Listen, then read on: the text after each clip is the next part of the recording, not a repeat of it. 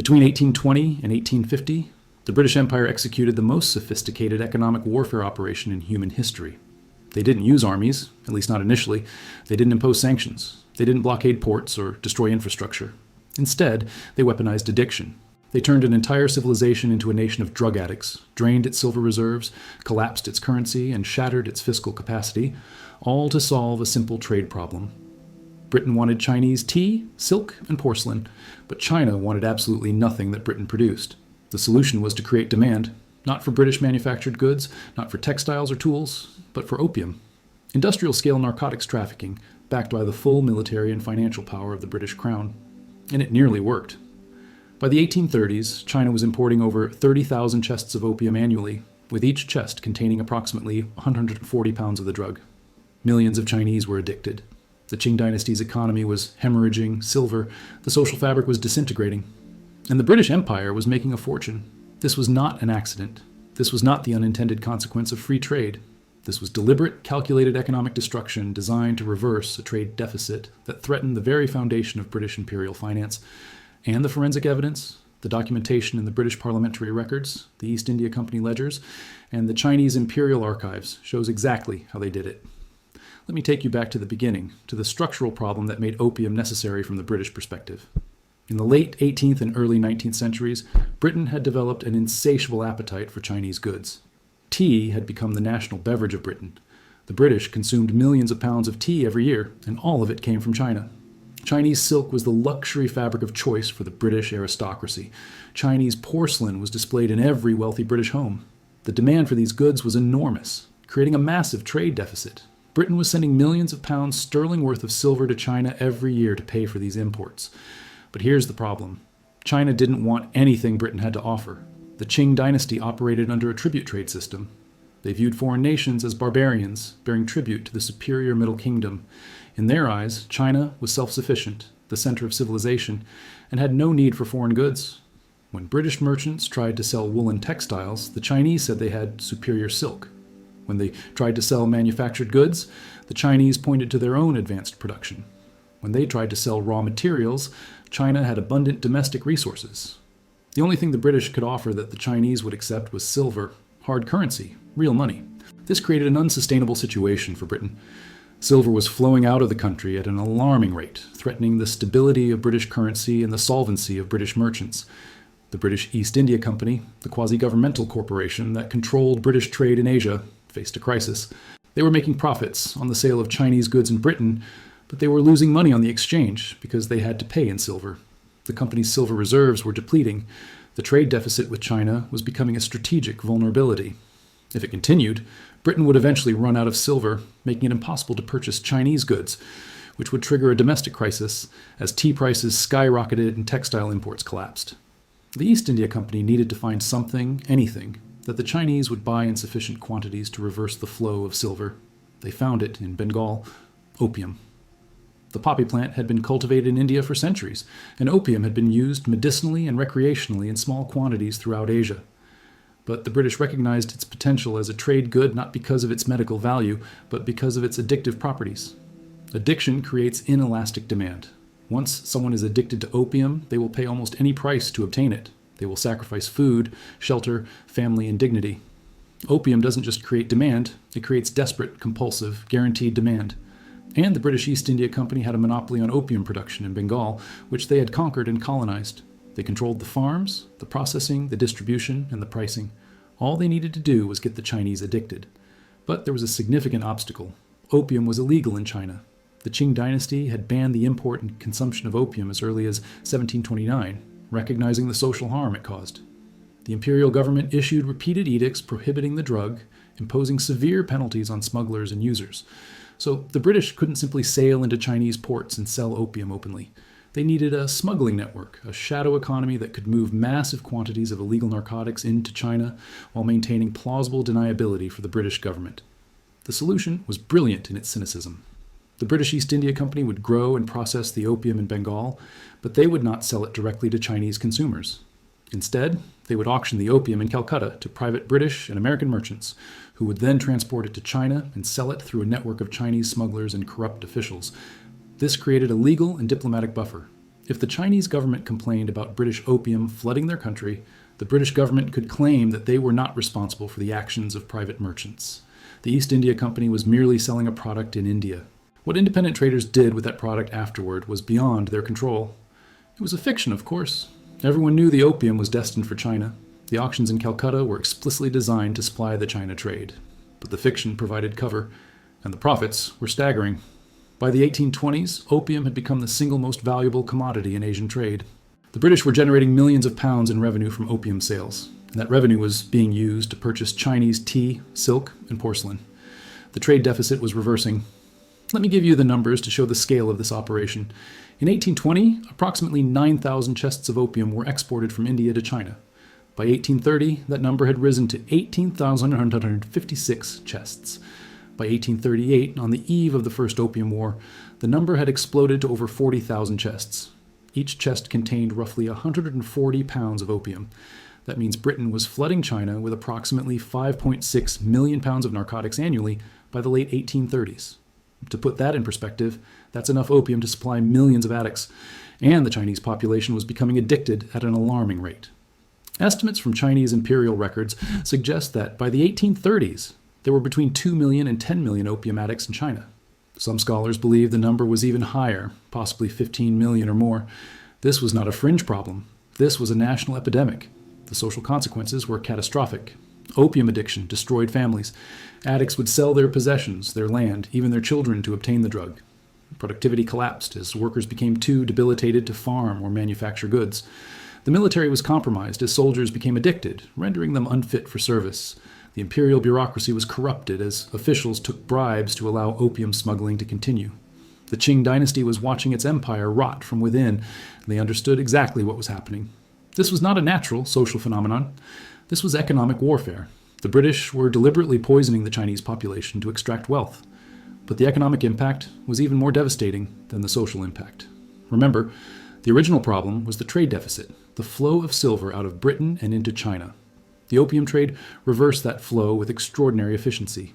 Chinese consumers were now paying for British opium with silver. Massive quantities of silver began flowing out of China and into British hands.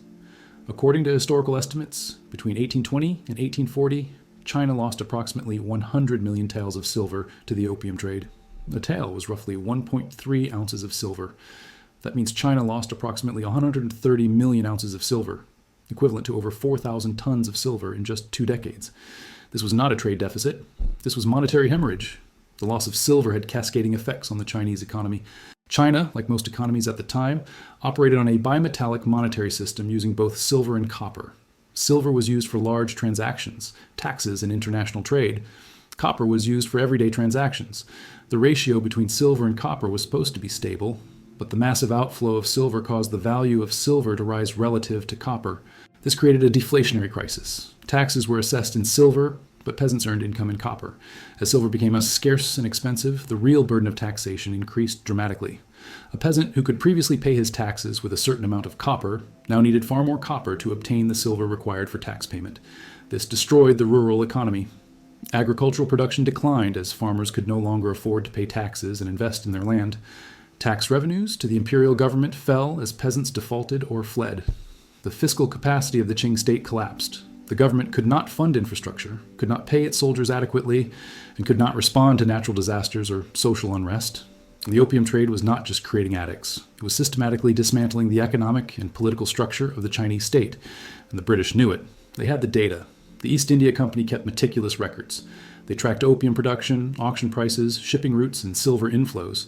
They understood the macroeconomic impact of what they were doing, and they continued to scale up the operation because it was profitable. By the mid-1830s, opium revenue represented approximately 15% to 20% of the total revenue of British India. The colonial administration in India was being funded, in significant part, by narcotics trafficking into China. The British Empire had built a revenue model based on drug addiction, but the Qing Dynasty could not allow this to continue. The emperor and his advisors recognized that if the opium trade was not stopped, China would be destroyed. Not conquered militarily, but hollowed out economically and socially until it collapsed from within. In 1838, the Qing court appointed Lin Zexu, a highly respected official known for his integrity and competence, as imperial commissioner with orders to end the opium trade by any means necessary. Lin Zexu understood the stakes. He arrived in Canton, the primary port for foreign trade, in March 1839 and immediately moved against the opium traffickers. He demanded that foreign merchants surrender all opium in their possession and sign pledges never to deal in the drug again. When the merchants hesitated, Lin escalated. He surrounded the foreign trading compound, cut off food and water supplies, and held the merchants under siege until they complied. The British merchants, under pressure and fearing for their lives, surrendered approximately 20,000 chests of opium worth millions of pounds. Lin Zexu then did something extraordinary. He destroyed it, all of it. Over a period of several weeks, Chinese workers dug massive trenches, mixed the opium with lime and salt, and flushed it into the ocean. It was one of the largest drug seizures and destructions in history. Lin Zexu believed he had struck a decisive blow against the opium trade. He had confiscated and destroyed a fortune in narcotics, demonstrated the Qing government's resolve, and sent a clear message to foreign merchants that China would no longer tolerate the drug trade. But he had miscalculated.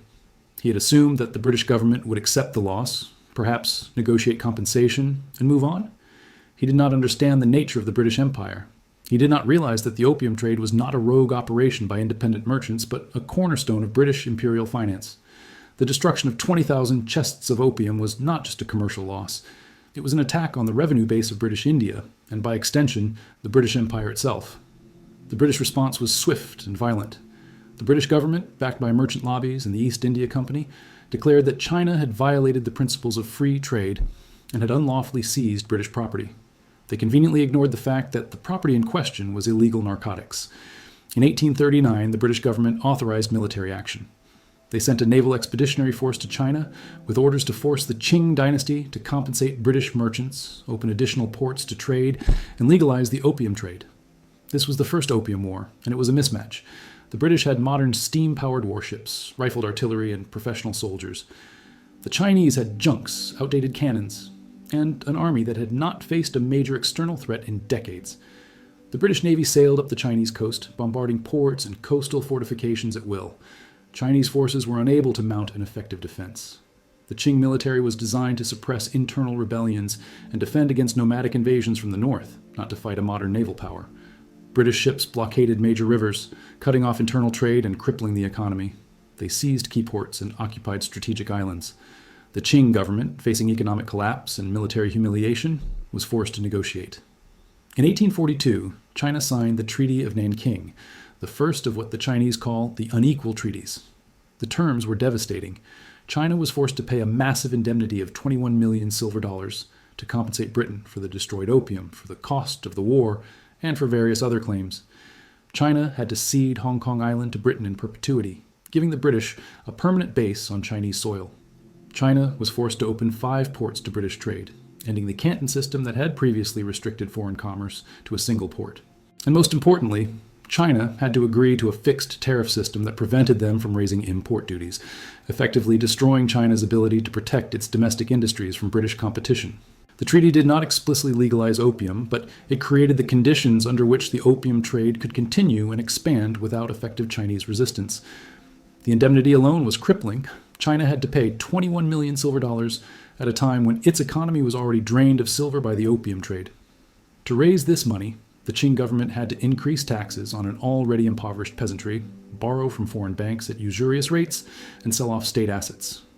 The payment of the indemnity accelerated the fiscal crisis of the Qing state and contributed to the social unrest that would eventually lead to massive rebellions, including the Taiping Rebellion, one of the deadliest conflicts in human history. The Treaty of Nanking was not a peace settlement. It was a mechanism of extraction, a legal structure designed to ensure that China remained open to British economic penetration and unable to resist the continued importation of opium. And the opium trade did continue. In fact, it expanded. With more ports open and the Qing government weakened and unable to enforce its laws, opium imports surged. By the 1850s, China was importing over 70,000 chests of opium annually. The number of addicts continued to grow. The social and economic destruction intensified. The British had achieved their objective. They had reversed the trade deficit, secured massive profits, and subordinated China to British economic interests. But they had done so by turning millions of people into drug addicts and by destroying the fiscal and social capacity of one of the world's oldest and most sophisticated civilizations. This is not ancient history with no relevance to the modern world. This is a blueprint. This is a case study in how economic warfare is conducted at the highest levels. The British did not need to conquer China militarily to extract wealth. They simply needed to create a dependency, an addiction, that forced the Chinese to pay in silver for a product that cost almost nothing to produce. The opium trade was a wealth transfer mechanism of extraordinary efficiency. And the principles behind it, creating inelastic demand, controlling supply, using legal and diplomatic cover for illegal activity, and backing the operation with military force when challenged, are principles that are still used in modern economic and geopolitical strategy. When we talk about sanctions, about financial warfare, about the weaponization of trade and currency, we are talking about the descendants of the opium trade. The methods have become more sophisticated, the mechanisms more abstract, but the core logic remains the same. Identify a weakness in your adversary's economy. Exploit that weakness to create dependency or drain resources. Use legal and institutional structures to legitimize the extraction. And when resistance emerges, use force or the threat of force to maintain the system. The British opium trade was not an aberration. It was empire in its purest form. And the lessons of how Britain nearly destroyed China's economy with opium are lessons that every nation, every investor, and every person seeking to understand the true nature of global power must study. The protocol is active. In the next section, we will examine the Second Opium War, the legalization of the drug trade through treaty, and the long-term consequences that shaped modern China's deep distrust of Western economic systems and its obsessive focus on sovereignty and self-reliance. The scars of the opium trade run deep, and they explain everything about China's behavior today.